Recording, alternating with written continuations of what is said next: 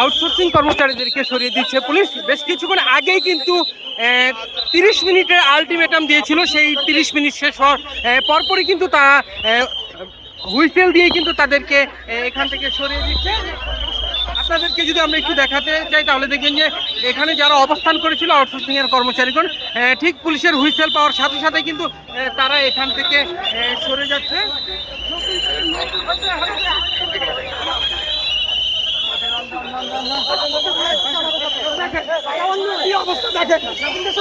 আমাদের উপর কি জুলুম দেওয়া হচ্ছে।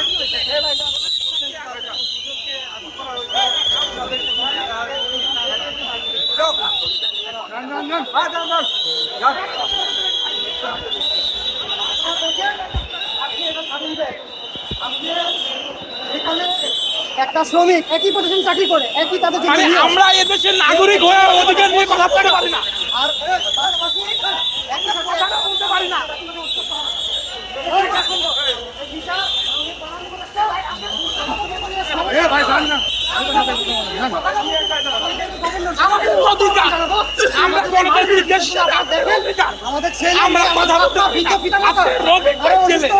আমাদের রফিক ভাইয়ের এখনো উনি কি অবস্থায় আছে আমরা এখনো কিছু